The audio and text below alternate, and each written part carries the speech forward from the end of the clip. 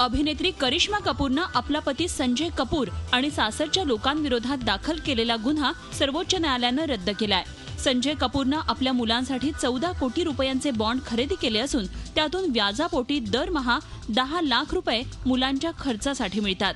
तसंच मुंबईतील संजय कपूरच्या वडिलांच्या मालकीचं घर त्यांनी करिश्मा कपूरच्या नावे केलं आहे।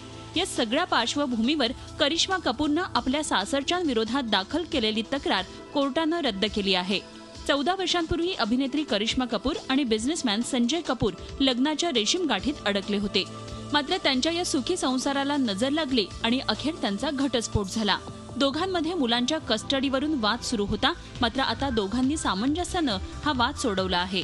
मुलांची कस्टडी करिश्माकडेच राहणार असून संजय दर महिन्याला 2 आठवडे मुलांबरोबर घालवू शकतो। मुलं मोठी झाल्यावर अभ्यास आणि लग्नाचा अर्धा खर्च संजयच देणार आहे।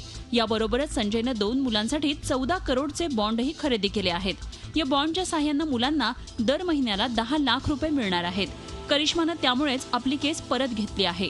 13 जूनला मुंबईतील फॅमिली कोर्टात या प्रकरणाची सुनावणी होणार असून याच दिवशी घटस्फोटाचा निर्णय जाहीर होणार आहे। करिश्मानं 29 सप्टेंबर 2003 रोजी संजय बरोबर लग्न केलं होतं आणि 2012 मध्ये दोघे वेगळे झाले होते। करिश्मा संजयची दुसरी बायको असून दोघांना समायरा आणि कियान ही 2 मुलं आहेत। त्यामुळे बऱ्याच दिवसांपासून सुरू असलेल्या या हाय व्होल्टेज फॅमिली ड्रामाला सध्या तरी फुल स्टॉप लागला आहे। Bureau report, Zee media, Mumbai.